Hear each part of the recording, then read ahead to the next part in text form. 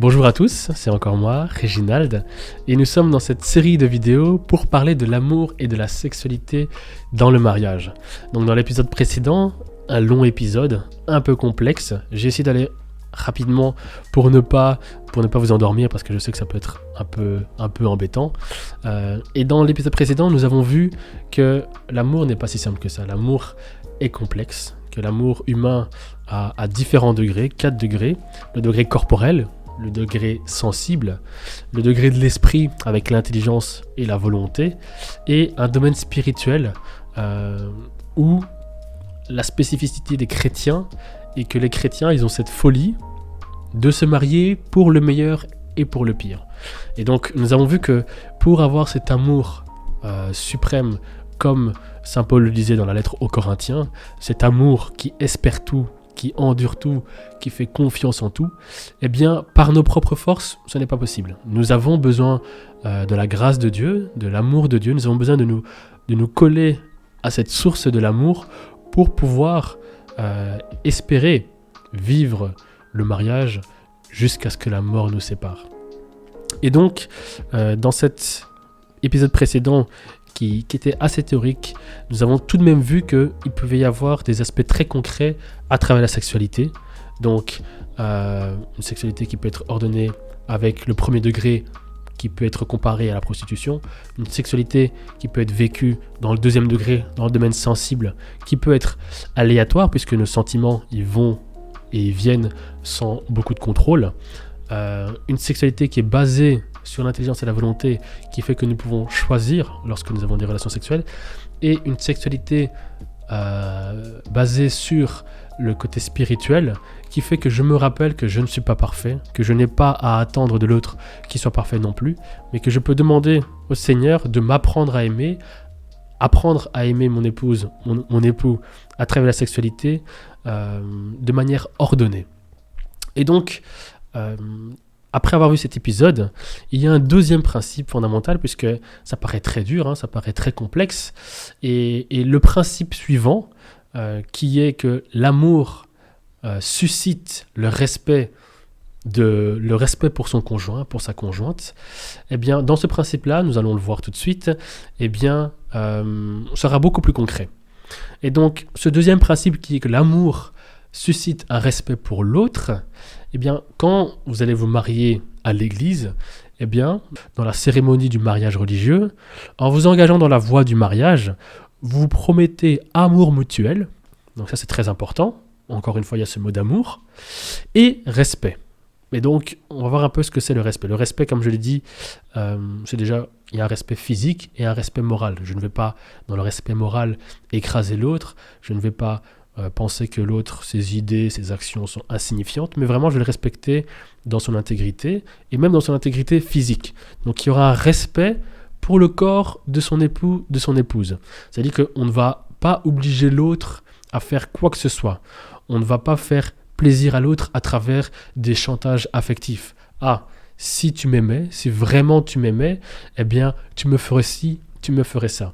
Des chantages affectifs qui font qu'on ne respectera pas l'autre, et peut-être même qu'on va entrer dans une sexualité violente. Si on entend parfois dans l'adolescence des jeunes garçons qui vont dire à leur petite amie, ah, si vraiment tu m'aimais, tu me ferais une fellation, des choses ainsi. Donc on va pas obliger l'autre à faire ce qu'il ne veut pas.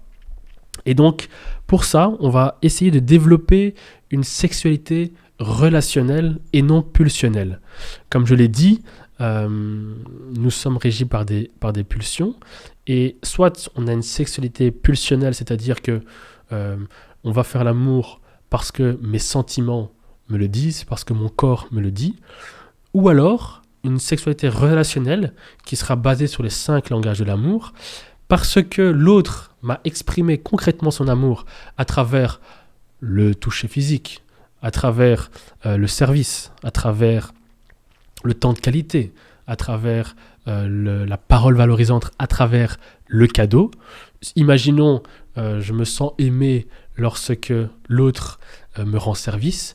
Parce que j'ai vu qu'il m'a rendu service, j'ai une admiration pour l'autre, j'ai un amour grandissant pour l'autre, j'ai un sentiment amoureux et j'ai envie de l'exprimer pour lui. Parce qu'on a passé un temps de qualité, on a bien rigolé, on a passé un temps de qualité, j'ai un sentiment qui va naître et j'ai un désir même sexuel qui va naître et notre amour ne sera pas basé sur des pulsions, sur des pulsions, mais sera basé sur une relation que nous avons eue et notre sexualité sera la continuité de cette relation.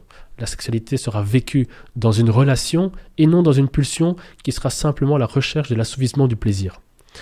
Et donc c'est là que c'est important d'avoir ces 5 langages de l'amour, de connaître ces 5 langages de l'amour, de connaître comment est-ce que l'autre se sent aimé afin que je l'aime, afin que je le respecte et que je n'impose pas la sexualité, mais que la sexualité vienne d'un désir naturel lié à cette relation. Et c'est là qu'il faut peut-être prendre un peu le temps de distinguer ce que c'est le désir sexuel et la pulsion sexuelle. On peut développer une sexualité pulsionnelle ou on peut développer une sexualité relationnelle qui va faire naître le désir sexuel. Et donc, la pulsion sexuelle, qu'est-ce que c'est ? La pulsion, c'est une volonté de se décharger d'une frustration, d'une émotion négative.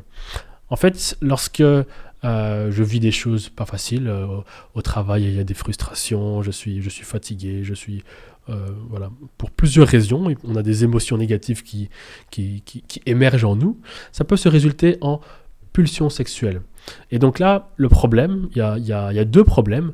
Premièrement, si je suis un homme, si je décharge ma frustration sur mon épouse, sur la femme que j'ai choisie, la femme que je désire aimer, souvent les femmes, elles diront, elles vont peut-être se sentir comme un objet. Elles vont pas se sentir aimées, mais comme l'objet, le moyen de se décharger d'une frustration que moi, en tant qu'homme, j'ai pu vivre.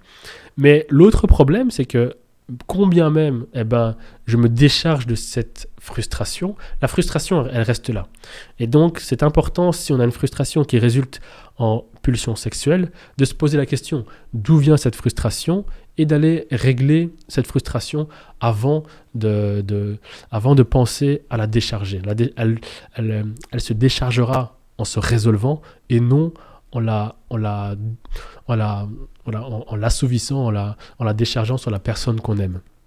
Le désir sexuel, lui, il est tout autre, il est très intéressant pour le couple marié, là où la pulsion sexuelle va ramener directement la relation sexuelle au premier degré, le domaine physique, le domaine du corps, la pulsion, le désir sexuel, lui, il va naître de la rencontre. Parce que j'ai passé un bon moment avec l'autre, parce que l'autre m'a rendu service, parce que l'autre m'a valorisé. Comme vous voyez, encore, je reviens sur ces 5 langages de l'amour.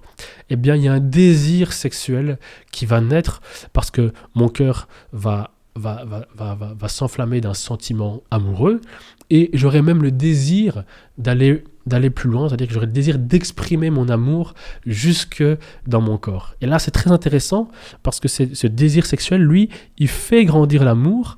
Et comme on l'a dit, lorsqu'on a une belle sexualité, la sexualité exprime l'amour et fait grandir l'amour. Donc la recherche de développer, et quand je dis développer, c'est qu'il y a un réel effort, de développer une sexualité relationnelle, c'est développer le désir sexuel et non pas la pulsion sexuelle. Et dans le respect, dans le principe où l'amour suscite un respect pour l'autre, il y avait un point d'attention que je voulais mettre, c'était sur la violence, à la fois physique et morale, parce que voilà, parfois ce n'est pas toujours clair, mais la violence n'est pas de l'amour, la violence n'est pas un respect pour l'autre. Lorsque on développe un amour, une sexualité dans l'amour, normalement ça engendre plus d'amour et ça engendre de la vie, ça engendre de la joie.